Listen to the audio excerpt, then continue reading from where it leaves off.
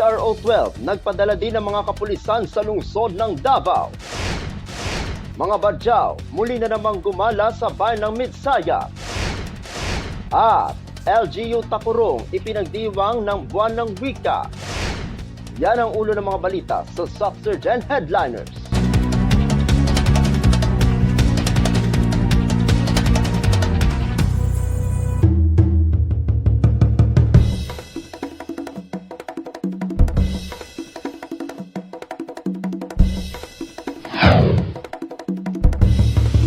Mabuhay Takurong Festival! Makina Piano Takurong! Batayon sa Pagumpo! Takurong Festival!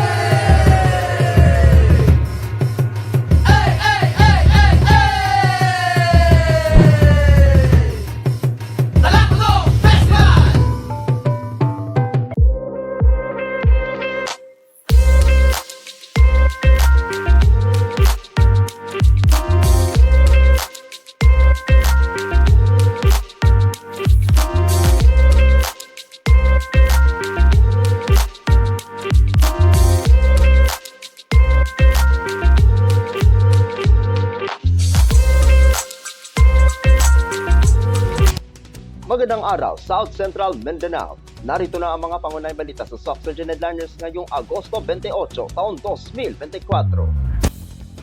PRO 12 nagpadala din ng mga kapulisan sa lungsod ng Davao. Narito ang ulat.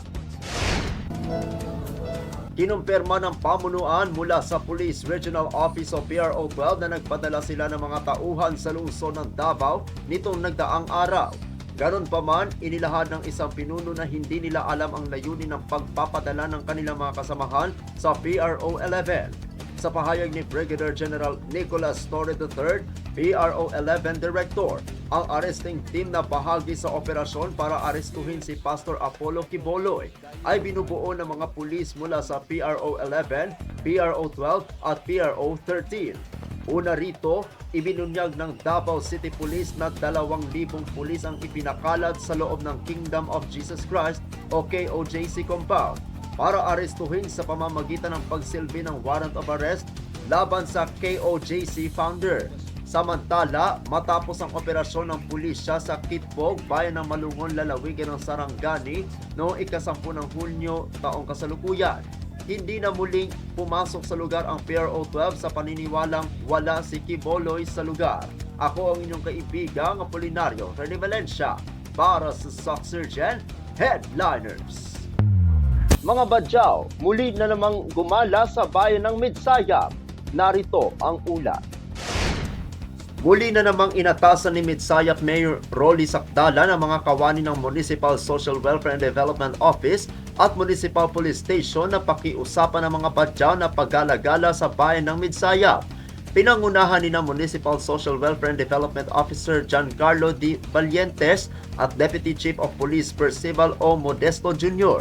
na masinsinang pakikiusap sa 12 pamilyang badyaw na nagmula sa lalawigan ng Basilan, lungsod ng Zamboanga at Cotabato at bayan ng Santa Cruz, lalawigan ng Davao del Sur. Matapos ang pakikipag-usap, ang mga badyaw ay nangakong kusang uuwi ngayong araw, ika-28 ng Agosto, taong kasalukuyan. Ako ang inyong kaibigang Apolinario Rene Valencia para sa Subsurgent Headliners. Para sa uling balita, LGU Takurong ipinagdiriwang ng buwan ng wika. Narito ang ulat. Ang regular na flag raising ceremony ng lokal na pamahalaan ng lungsod ng Takurong ay pinangunahan ng tanggapan ng punong alkalde at ng Public Employment Service Office Takurong kahapon, ika-27 ng Agosto taong kasalukuyan sa Takurong City Cultural and Sports Center. Suot ang magagarang pambansang kasuotan, ang aktibidad ay dinaluhan ng mga pinuno ng lungsod, mga kalalakihan at kababaihan sa uniforme at ng mga empleyado ng LGU Takurong. Ang ikalawang bahagi ng programa ay ang kulminasyon ng paggunita sa buwan ng wika, kung saan ang tanggapan ng punong alkalde at Public Employment Service Office ay nagsagawa ng patimpalak sa madulang sabayang pagbigkas. Ang naging kampyon sa nasabing patimpalak ay ang ikatlong pangkat na binubuo ng Office of the City Legal Services, City Budget Office at ng City Human Resource Management Office. Sa kabilang banda, iprinisenta naman ang 12 kandidata ng Mutya ng Tacorong 2024. Isa-isa silang naglakad sa entablado at nagpakilala. Nakatanggap din si Mayor Joseph George Elechoncito MDDPA ng plaque ng pagpapahalaga mula sa Bureau of Jail Management and Penology o BGMP ng Rehiyong 12 sa kanyang walang sawang suporta at pagsisikap na naging susi sa maayos na pagpapatupad ng mga proyekto at programa ng nasabing tanggapan. Ang nagsilbing palamuti sa kabuuang programa ay ang maikling pagtatanghal ng mga kinatawan ng tanggapan ng punong alkalde at ng Public Employment Service Office kung saan kanilang hinaran at sinayawan ng madla ng kanta na Sinisinta Kita na pinasikat ni Nora Honor. Nagtapos ang seremonya sa isang maliit na salo-salo at pagsasapanlipunan. Ako ang inyong kaibigang Apolinario Tony Valencia para sa Soxygen Headliners.